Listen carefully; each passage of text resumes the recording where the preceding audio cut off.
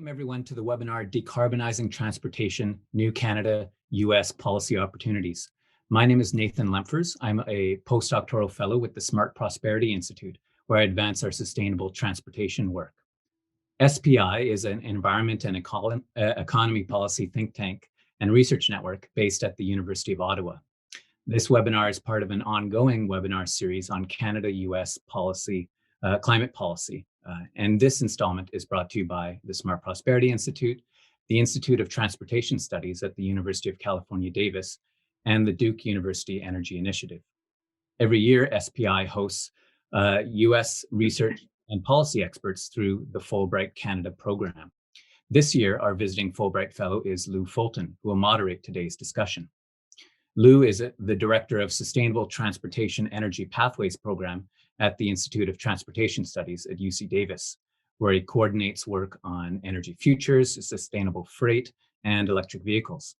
Beyond his work at ITS, he's also had a distinguished career doing sustainable transportation programs also at the International Energy Agency, the United Nations Environment Program, and the US Department of Energy. Just in terms of some logistics for today's webinar, this webinar will last around 90 minutes, and we've reserved the final half hour for audience Q&A. So if you would like to ask a question, please make sure that you use the Q&A function at the bottom of your screen, so we could direct your question to the moderator. And also, please feel free to enter your name and affiliation so we could attribute your question to you. A reminder also that this webinar will be recorded except for the Q&A part. And also, if you want to use the chat box function, please feel free. It'll be functional, and you could use it for general feedback and discussion during the webinar. But again, if you want to ask a question to the panelists, please use the Q&A function. So without further ado, I'd like to pass things off to Lou, who will moderate today's discussion. Thanks.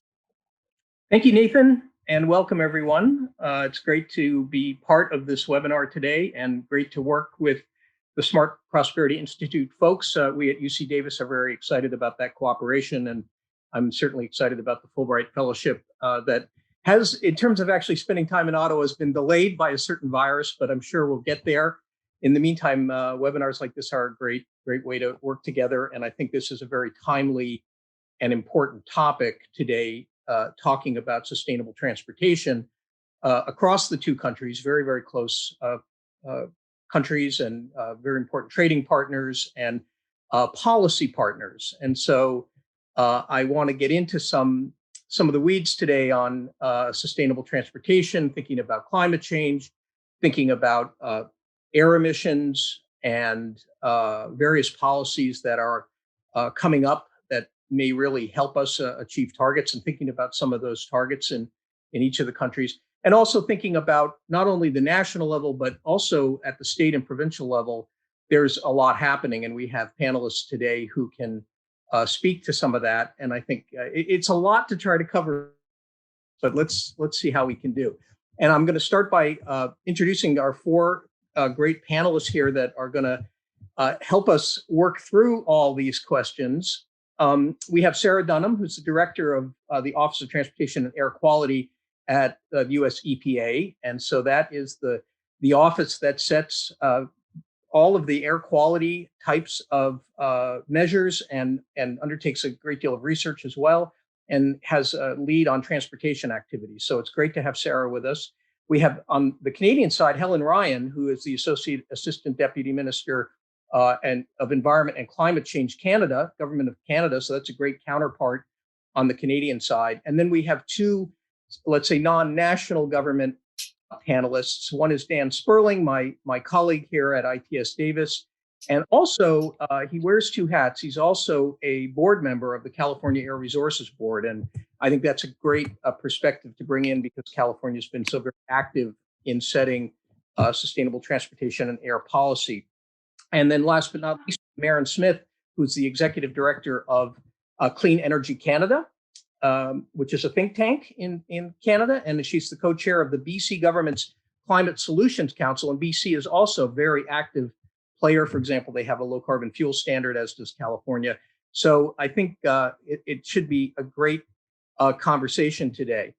I'll also mention, just as this kind of a stage setting here, that we had Joe and Justin, or President Biden and Prime Minister Trudeau meeting in February. It seemed like a historic meeting, and they created a roadmap for a renewed U.S.-Canadian partnership, which included a carbon neutrality goal in both countries by 2050.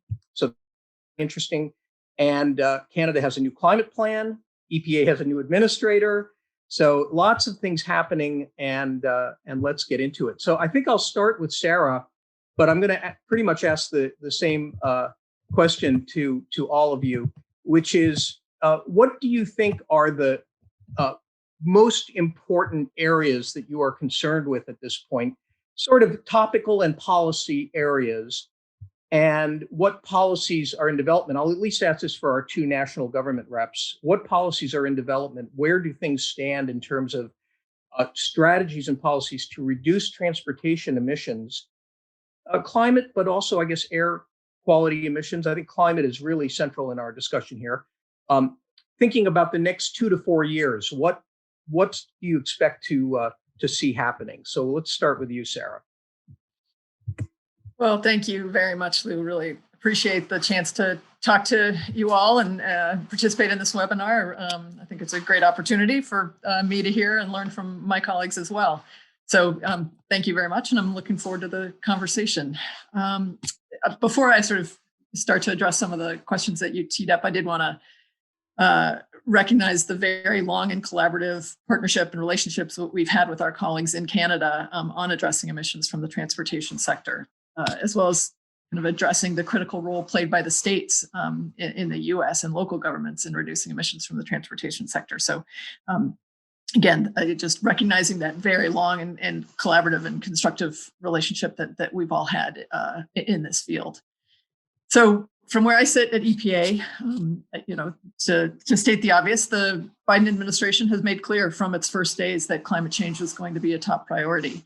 I will say that within the first 2 weeks of taking office, they issued 2 executive orders that really set the stage for the work we are doing at EPA to reduce greenhouse gas emissions from the transportation sector. So let me just quickly mention both of them, because it really does provide the framework and context under which that I am working and my office is working. So first, let me start by mentioning the executive order on tackling the climate crisis at home and abroad that was issued January 27th. And that executive order explicitly calls for a whole of government approach to addressing climate change. And I think that's really critical when we're talking about some of the issues that we're going to talk about in this webinar today. So to quote the order, it calls for the U.S. to deploy the full capacity of its agencies to combat the climate crisis, to implement a government-wide approach that reduces climate pollution in every sector of the economy.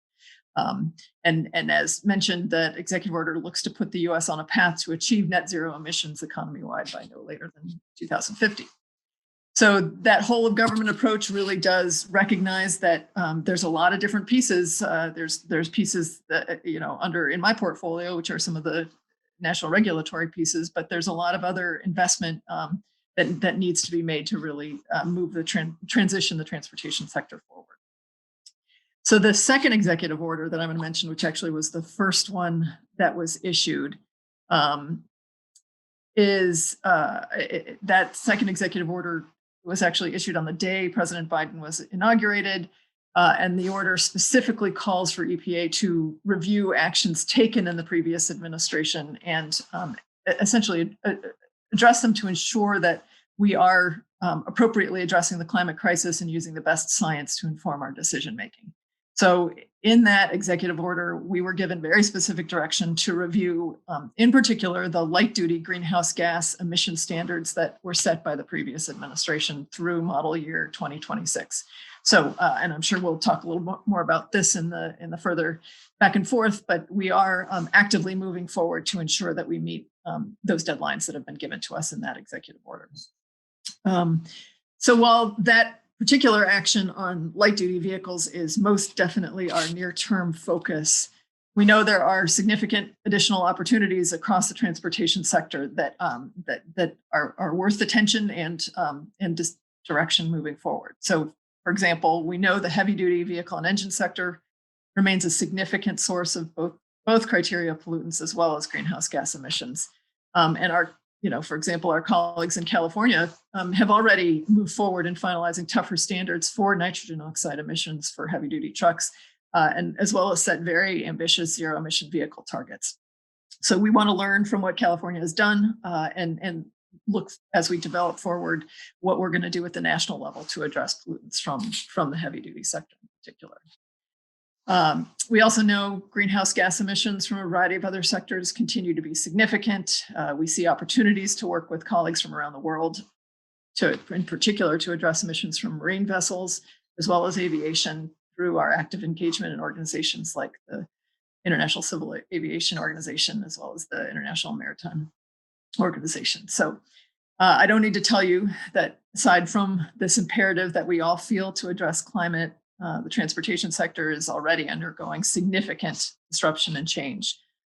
We are very close to a future where automated, connected electric vehicles become even more of a reality, which is very exciting. But it does, create, some important aspects for us to be looking at in terms of making sure that those changes result in cleaner transportation sector profile going forward. So we're, very looking at these important trends, working with colleagues, many of whom are on this webinar. That work is an important ongoing priority. So I will stop there, and I look forward to the additional back and forth today. Thank you. Thanks, Sarah. That's great. And then why don't we now turn to Helen to hear your perspectives on the federal side in Canada. Great, thank you. And I too just want to thank you for the opportunity to be here today. I think this is an excellent opportunity to share perspectives and learn more about what's going on and strengthen our collaboration, which is, has been this foundation for a lot of good work for many, many, many years, and will continue to be so. Do so going forward.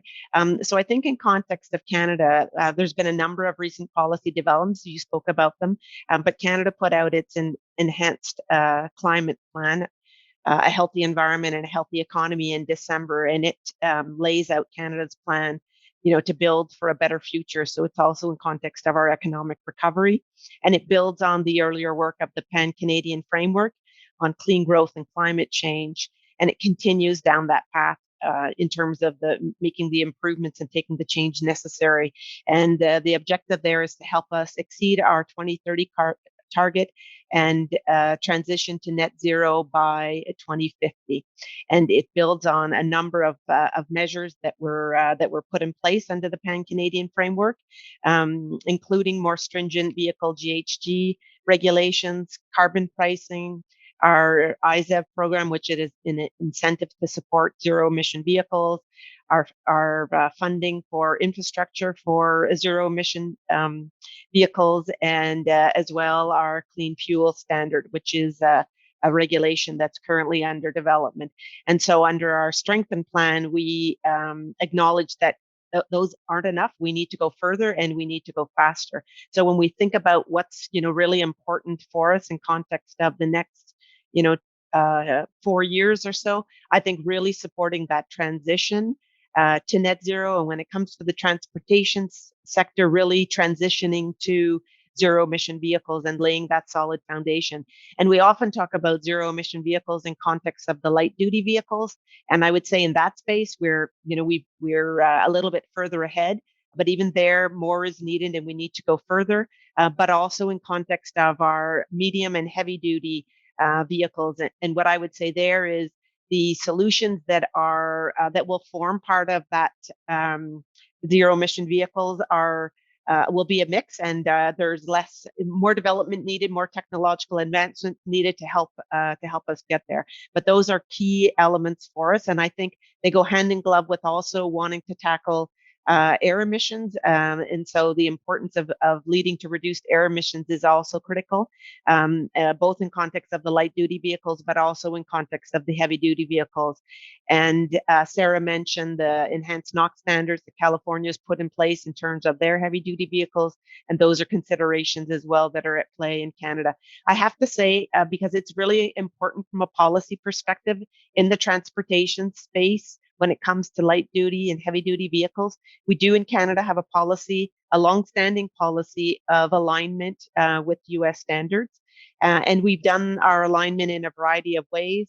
But of late, when it comes to our light duty vehicles, we actually aligned our standards by incorporating the US standards by reference in the Canadian regulations, which means a change in the US is an automatic change in Canada. And so consideration about collaboration and where we're headed is important. We have ways to, and so we'll need to think about that. We have an integrated market, and so I think advancing things in a space where we can have strengthened collaboration and continue to have an integrated approach will be very important. However, Canada's enhanced climate plan, what we've said is we're going to align with the most stringent jurisdiction in North America, whether at the state or federal level. And so we're also keeping a close eye on the developments in California and what they're doing in that regard. And the support will, for us, will mean in context of both our emission standards, but also how do we move to transition to ensure we've got the zero emission fleets that are necessary for the future to support our net zero objective. I would say in addition to that, we need, and I already talked about it briefly, the infrastructure necessary to support those vehicles being on the road, and the technologies, particularly in the medium and heavy duty vehicle spaces, to support that, as well as working to make sure we have the demand and the supply needed to support consumers in making the transition. So working together with industry is also equally important. And I would say lastly, as we transition to things like hydrogen in this space, the development of common standards will be extremely important. Vehicles don't know borders; they cross provincial and national borders, and so that will become important as well. And I might just leave on the last point. I did talk about the fact that our strengthened climate plan is dealing with a number of measures, but it includes increasing a price on carbon pollution, which will also help us in this regard, and moving forward with our clean fuel standards, which will mean that we will have we'll be lowering the carbon intensity of our traditional fuels, but also supporting a transition to net zero vehicles in that regard. And so those things too will be important. And like my colleague Sarah in the United States, we are also looking at the marine, rail, and aviation sector, and that's my colleagues at Transport Canada that lead that work. But for us, where we see the biggest portion of our emissions is in the on-road fleet, and we've commenced turning the curve on light-duty vehicles, but the same is not true on medium and heavy-duty vehicles, and so we really have to rise to that challenge and to find a way to advance that going forward. And so I think I'll leave it at that. Thank you, Helen. Yeah, you certainly make it clear that there's an awful lot of terrain here. And I don't know, maybe we can just extend this webinar to be several hours, but I actually don't think we can do that. But let's try to work with that. There's so many things. One thing you said that I thought was very interesting, maybe a good segue to turning to Dan, is that, Canada, you guys have been experiencing a little bit of whiplash with changes happening in the United States. As you mentioned, you actually have a referential system where if policy changes in the United States, it triggers changes in Canada, although you also are trying to, or you do have a policy of sticking with the most stringent approach. But maybe now in the US, there will be more alignment at the, let's say, the state and national level. And so let's hear from Dan. I mean, anything you want to talk about, Dan, but that would be one interesting question, I think, coming from an ARB board member. Well, thank you, Lou. This is a delight to be part of this group. And as I was thinking about it, I was, often in these kinds of settings, I say, I'm from the nation state of California. I don't have to say that anymore. We've rejoined the Federation. And I think, but out of that we've come to appreciate, especially with climate, that California is certainly not an island. And even Canada and the US, all of us together, it takes a lot more than what we can do to solve the climate problem. So in many ways, what we do, certainly from a California perspective, what we do is being a leader and a model. And of course, now, we're still playing that role, but as we align better with the US and with Canada, that becomes, leadership becomes a bigger thing. So yes, we're all working together. We need to work together. For the climate issue, the top priority, I think what we've come to appreciate is that by far the top priority is electrification of vehicles for the transportation sector. Lou and I were involved in a study for the U.S. Plotting out a strategy through 2050, and we've just finished a similar study for California, and it's very clear electrification is. And when I say electrification, I mean hydrogen, include hydrogen also in that. Is by far the most important strategy for getting to net zero emissions. And so in California, our targets are, we have an executive order for net zero carbon by 2045. We have a law that says 40% reduction across the economy in greenhouse gases by 2030. We have, as was referred to a couple times, we have regulation in place now for trucks that by 2035, most of the truck categories, 75% of the sales must be zero emitting. I mean, that's extraordinary and going to be a big challenge. But it does point out that we're coming to appreciate, just in a few years, we've come to appreciate the opportunities on the truck side. We used to think, okay, we focus on light duty and somewhere along the line we'll get to the heavy duty, but battery costs have come down so much that now all of our studies show that the truck market is just as attractive from an economic perspective as the light duty market. And so I think certainly in California, we're focusing on that more, and hopefully we have been working with Canada and other provinces.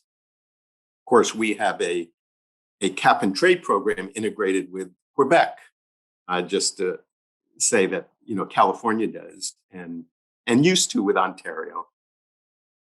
So electrification, and then I just want to say that actually what California does as part of, we get into these discussions here, is the way US law works is that other states can follow either EPA or California.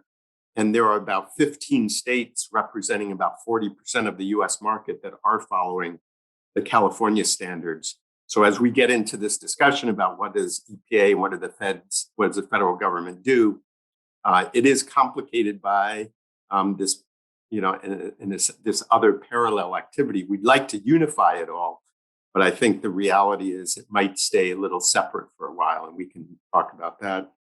The fuels issue I do want to highlight, because fuels is a big part of it. As Maren said, moving towards not, of course, electricity, but moving towards other fuels, especially for heavy duty trucks, aviation, maritime. We've got to figure that out. And one of the best strategies is what we have in California, the low carbon fuel standard, what Canada is about to adopt, the clean fuel standard. And we're hoping that is going to migrate into the US program. Some of us are hoping that that'll migrate into the US program as well, which is, by the way, under Sarah's jurisdiction. So that's a really big strategy. And that is another policy that reflects how and why we need to work together, because the fuels market, even more than the vehicle market, is an international market. And there's leakage, what we call leakage, that happens when we don't work together. And that's really important. And the third leg of the stool in transportation is vehicle use, vehicle miles traveled, vehicle kilometers traveled. And, that brings in what Sarah just briefly alluded to, automated vehicles, sharing, excuse me, the sharing economy, and what we call it in California, the three revolutions. So anyway, let me leave it at that. This is a really exciting time, a really important time. It's really pivotal. A lot of decisions are going to be made in the next couple of years that are really going to be pivotal and influential for us in determining whether and how fast we get to net zero carbon. So this is just a delight to be part of this group. Thanks, Dan. And great state level and also up to international level perspectives there. And I'll mention the three revolutions doesn't involve Che Guevara or anything. It's automation, electrification, and shared mobility are the three things, and we all have our own name for it, but that's ours, as you mentioned. So let's turn over to Maren now and hear from you and your national as well as provincial level perspectives. Great. Well, thanks a lot, Lou. And like the other panelists, I'm really thrilled to be here and have this discussion today. As a Canadian, I'm not sure how many of you know this, but the IEA did a study last year and determined that we, in fact, drive the most polluting vehicles on the planet as a nation, with our propensity for SUVs and trucks makes us the worst offenders when it comes to driving vehicles. So this is a big, important discussion for us. It's our second leading cause of carbon pollution. So that's great to hear as a U.S. citizen. Thank you for that. Good. We must be right behind you. Sorry. Yeah. So I guess when asked this question, what do we need to focus on? What we're dealing with here is really a systems change and an entire transformation. Yes, we're talking about cutting emissions, but we're also transforming the auto industry and leading a systems change going from fueling up to plugging in. So if I think about what do we need to focus on over the next 4 years, I think of three main areas. So the first is scaling down our emissions from the old technology. And so for that, we need regulations to really reduce the emissions from our gas vehicles while they're still on the road. So the LDV regs and the clean fuel standard. And then secondly, we need to look at creating the market conditions for that technology change. So we need policies that are going to increase the number of EVs on the road, but also send that market signal to the auto suppliers. So the ZEV standard is really a critical piece of that. And then thirdly, we need policies and investments, tax policy to really get this industry of the future off the road. We need to build out the supply chain for EVs and for the EV batteries. So just a couple of details on each of those. With the LDV regs. So again, if we look at the modeling, and Helen was talking about our new climate plan. So Canada's modeling, looking into the future, the current or the Obama LDV regs, they were expected to deliver 20 megatons of GHG reductions by 2030 for us. Whereas the ZEV sales, the ZEV mandate type policies, if we hit our ZEV targets, it's only going to deliver 3 megatons by 2030. So in the immediate term, that LDV reg is critical for Canada to meet its emissions. And, you know, as we all know, that old technology, those gas vehicles, as much as we want to quickly move to more EV sales, they're going to be on the road for a while. So the LDV and the clean fuel standard. It's so critical that we can't forget that in our rush to really be excited about the electrification and the new technologies that we're going to. And yes, you know, here in BC, we've got a ZEV standard, a ZEV mandate like California and other states do. You know, and just remarkable, our EV sales, even during the pandemic, were up around 8-9% of new sales. You know, our target was 10% by 2025. We've almost hit it, even during a pandemic. So that ZEV mandate, you really see the impact of it here. We did a study before that ZEV standard came into British Columbia, and the majority of the car dealerships, there was no electric vehicle to even test drive, you know, let alone buy. And the ZEV mandate has really made sure that EVs, that technology is here so people can test it out. And then there's a really exciting opportunity. I hope we get a chance to talk about it more, which is around this transformation to the EV cars and the battery manufacturing. And I think there's a real cross-border alliance potential here where we can work together. I'm not sure that one country alone will really succeed, and we're definitely better together on this one. You obviously have the big market, much bigger than ours, but we have the metals and minerals, all the metals and minerals needed to manufacture EV batteries and cars.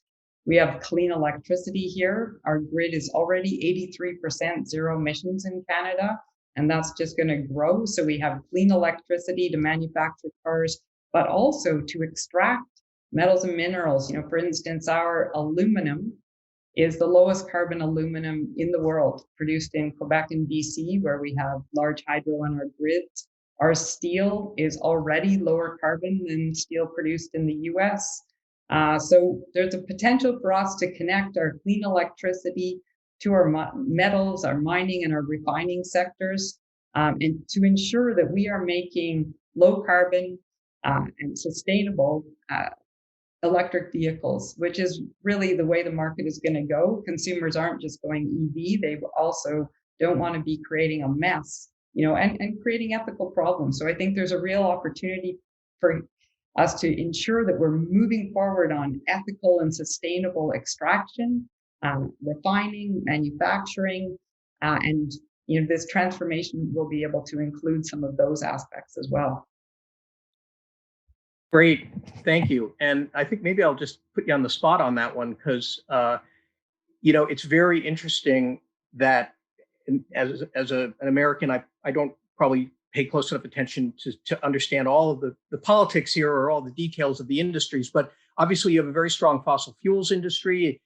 It features in certain provinces, and you're describing a strong and potentially, you know, very important clean fuels industry across Canada. I'm sure Quebec is very much on that side. BC is very much on that side. It does sound like it creates a certain amount of tension, but do you think that can all be managed to work through it as a country?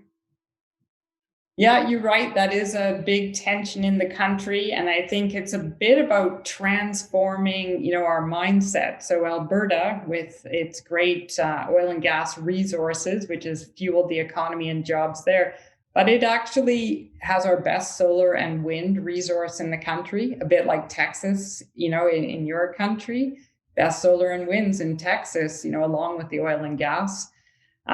Also, right now, there's some fascinating things happening there. They're extracting lithium from the brine from the old oil wells. So, you know, there's companies that are using proton technologies, which are putting a fabric underground in the oil to extract the hydrogen out of the oil without actually the carbon ever surfacing. It all stays underground. So there's some interesting and new opportunities coming online. I think of things like metals and minerals, manufacturing, steel, aluminum, cement, etc. These industries are the backbone of our economy and probably the backbone of your economy as well. Not sexy industries. They don't get a lot of attention, but you know, you're talking about building this clean energy economy in your country. You're going to need a lot of building materials. And if we can work together, you know, I think Buy America is one thing. How about Buy Clean? Why don't we work together with a Buy Clean standard and have a carbon content for steel and cement, etc., which means we're going to incent our industries here in North America to reduce their carbon, and we're going to reward them for doing it by having a Buy Clean policy. And that's going to send a signal, you know, to others. China's right now sending a lot of steel, for example, to both of our countries. Well, their steel comes in with a very high carbon content. And so it would be sending a signal to our industries to decarbonize, and you're going to get an advantage, and to others around the world. If you don't reduce your carbon, it's going to be hard to come find a home here. Great. And you'd mentioned pricing, and I don't know what we'll have time to get into today, but pricing, obviously carbon pricing can help send the signals. So that's another piece of the puzzle. So I will turn now to thinking about fuel economy. You did mention that it's still improved fuel economy of vehicles and reducing the carbon intensity of internal combustion engine vehicles, along with bringing electric vehicles into the market.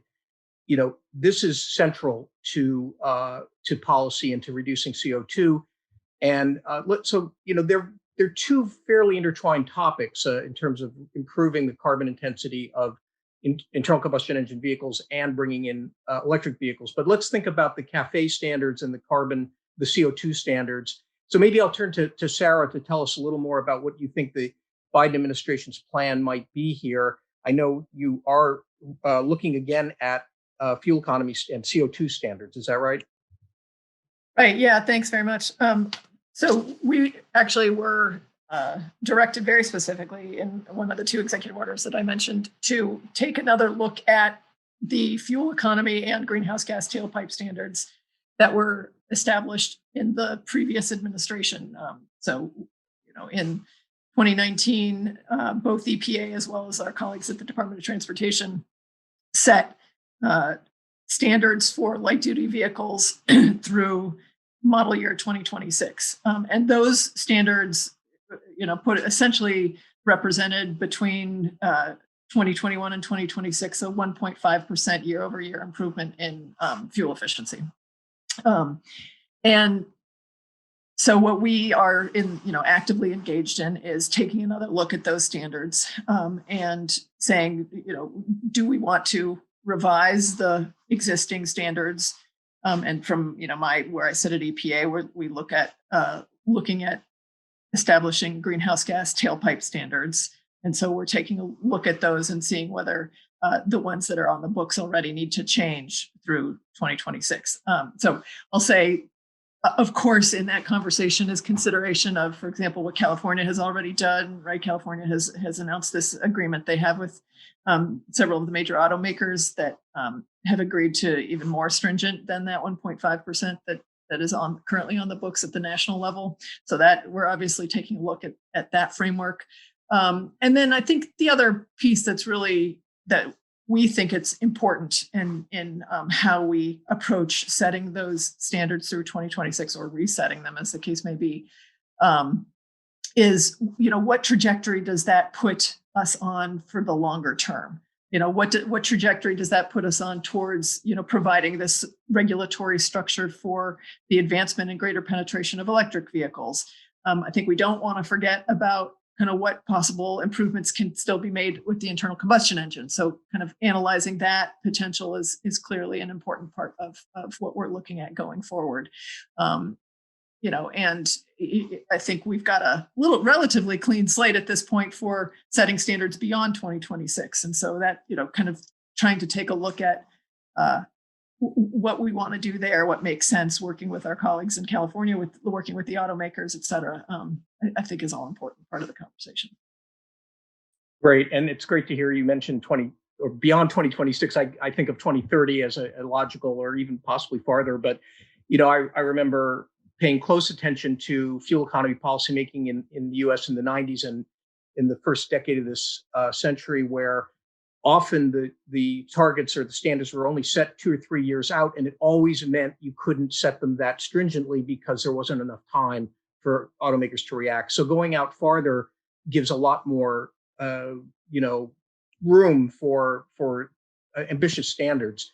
And I think if we are thinking about 2030, by that time, I would think fuel economy or CO2 standards can also be really incentivizing electric vehicles. And I think the EU is going down that path with very stringent CO2 targets that really the manufacturers are feeling they have to bring in a lot of electric vehicles to meet even already.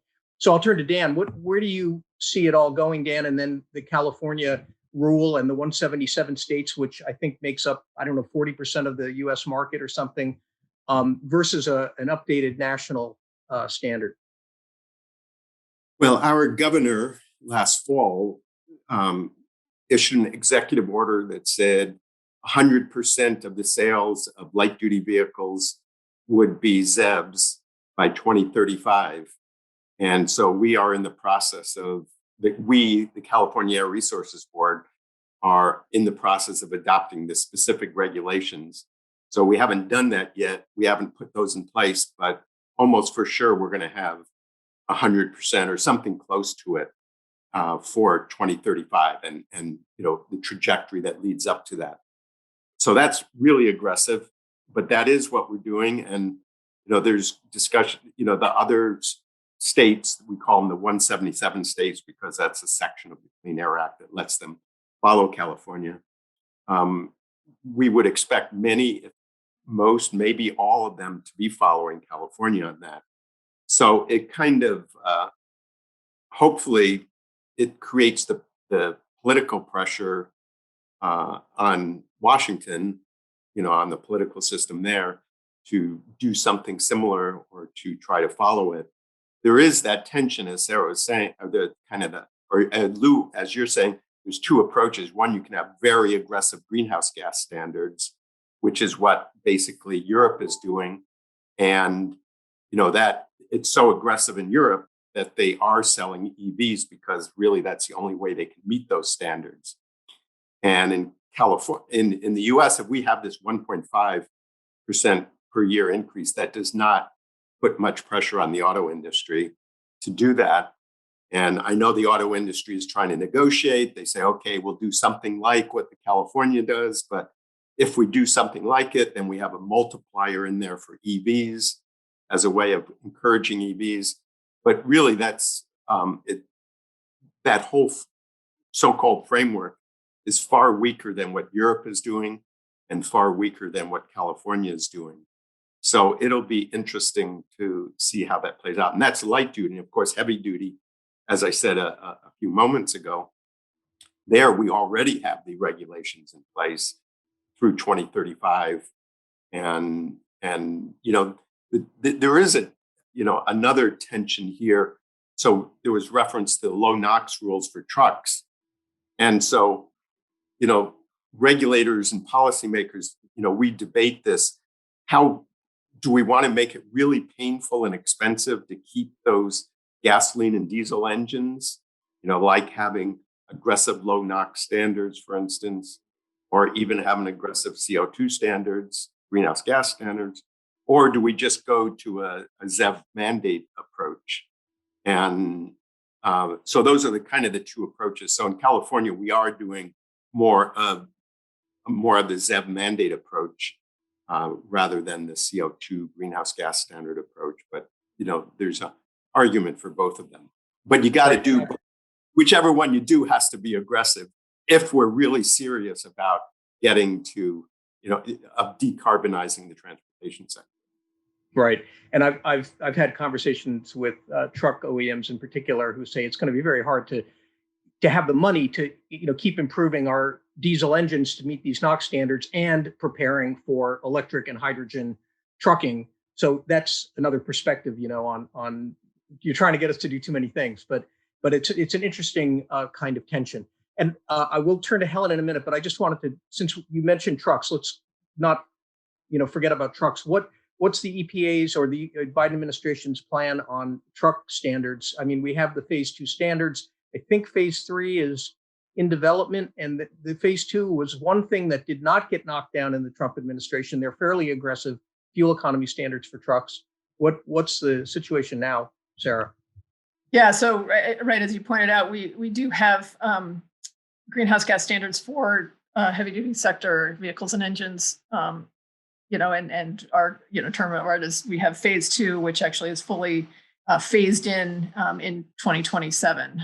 So I think we certainly recognize that since we set those standards 5 or 6 years ago, that the technology continues to evolve. The opportunities, particularly for electrification in the heavy duty vehicle engine sector, continues to evolve, and we've got great models out there like what California has done to lead the way. And so we're certainly looking at, in this kind of under President Biden's direction to us, to look across all of the different sectors and where there are opportunities to further reduce greenhouse gas emissions. There's no question that we think that the heavy duty sector is a provides an opportunity to get more reductions. So, we're certainly looking at it. We don't, unlike the light duty sector where we have a very specific date that we were told to put out a proposal by, we don't have that specific direction yet, but we're very aware of the opportunity and are actively engaging on kind of what makes sense to do at the national level going forward. Great. Okay. So, Helen, how do you react to all that, and where do you see the Canadian side? What kind of, do you have to wait and see how all this plays out on the U.S. Or are you already looking at adjusting your CO2 standards, or where are you folks? Thanks for that. So I've already mentioned we do have a policy of alignment. Our light duty vehicle regs did incorporate the standards that the US set directly in the regs, but our other regulations didn't. So we have also phase 2 heavy duty vehicle regs, but we didn't incorporate them in the same way by reference to all of them. So sometimes we do, sometimes we don't, even when we're aligning. So I think the first thing I would say is we've just concluded our midterm evaluation, which, because of all of the shifts that was going on in the United States, it took us longer to conclude our midterm evaluation on our light duty vehicle standards.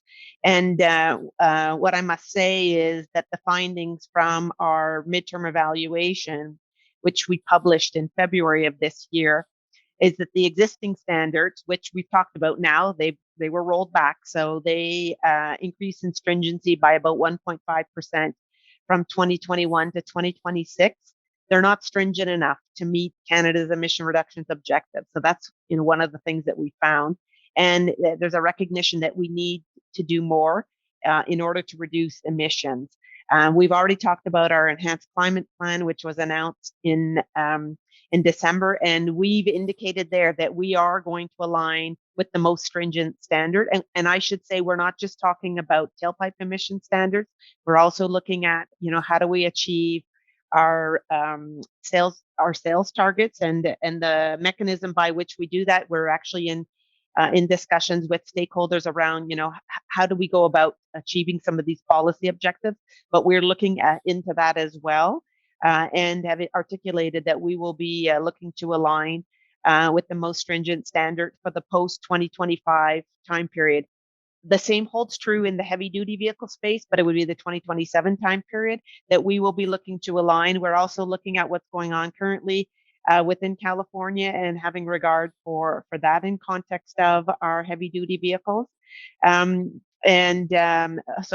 on the light duty vehicles, we put out our conclusions of our midterm evaluation, and we've been engaging with stakeholders on the findings, but also on the next steps, because we are making some slight adjustments to the regulations, and then having a conversation about what comes next, and how do we deliver on the enhanced, the strengthened climate plan, and the measures that we've identified there, as I've said already, and particularly on the ZEB supply side.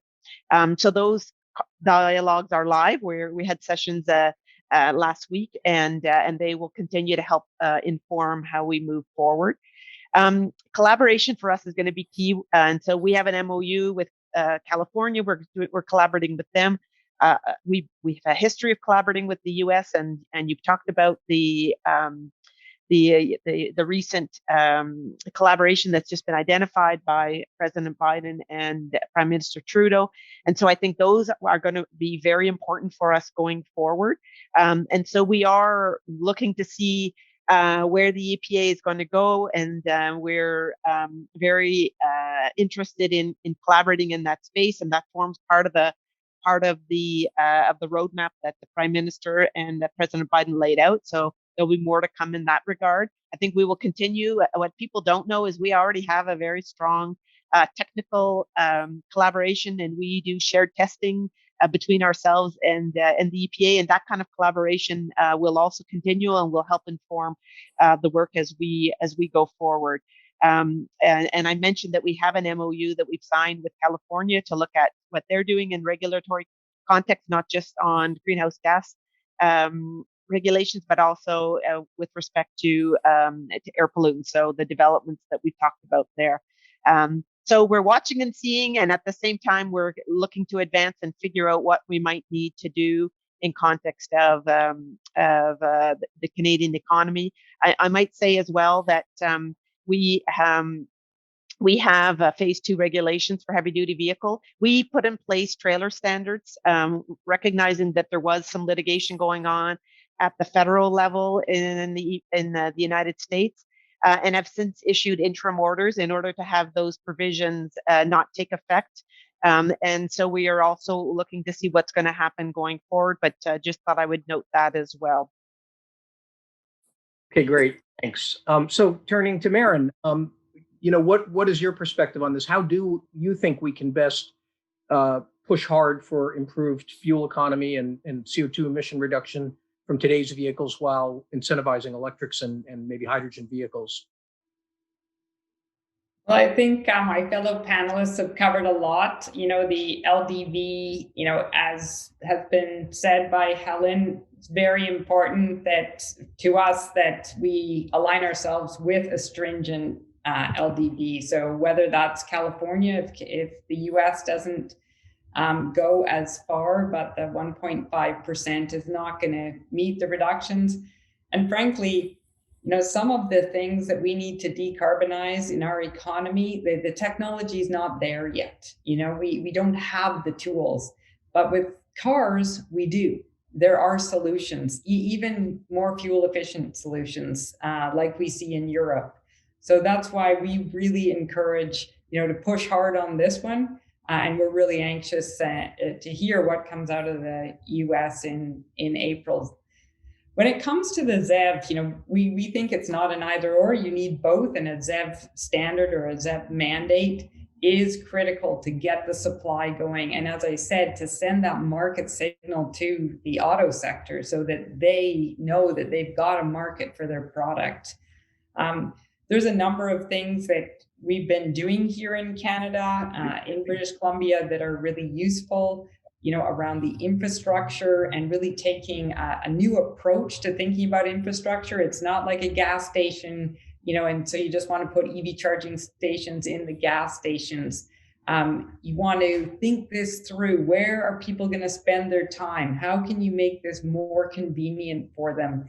And frankly, how can you incent them with incentives? So here in BC, we actually are getting incentives for the home charging because that's the best and easiest place. And this is going to evolve to the time of use charging rates and people signing up to be able to have their batteries be a backstop for grids. We just saw what happened in Texas as we move to these new types of grids that are having more renewables. We need storage, and we can use, and actually not just cars, but for instance, buses, school buses, that are often sitting not used. There's a way to use those battery packs as part of our storage. So that's an exciting part of this transition. Another thing we've done to help catalyze getting more EVs on the road is targeting those incentives, one, at used vehicles. Actually, here in Canada, we're getting a lot of used vehicles from California coming up. And so having incentives targeted at used vehicles, that's something more that your lower middle income are going to be able to afford. And that's going to help them get into this technology. Here in BC, we've been, through the council that I lead, we've been counseling the government to have those incentives become means tested. So you're really targeting your incentives at the lower and middle income that really are often some of the longer drivers who live in the suburbs and are driving more in and out of work and could really benefit from an affordability perspective of shifting to an electric vehicle, which is less costly to drive once you can get into it. So I think there's conversations here about how do we actually make these transitions benefit people and make their quality of life better, make their lives more affordable. So it's packaging this in a way that there's more public uptake. It's not sort of we're forcing you into this new technology, but this is actually an improvement for your life.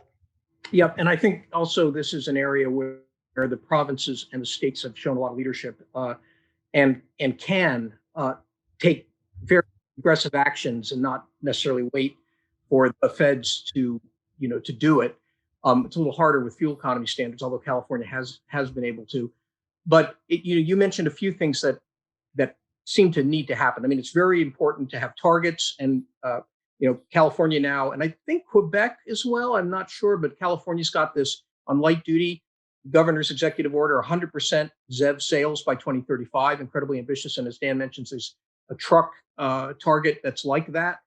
And then BC has its target, which is goes to 2030, right? It's 2040. Not. Oh, 2040. What is the number for 2040? 100%. 100% ZEV Okay, sales by 100% by 2040.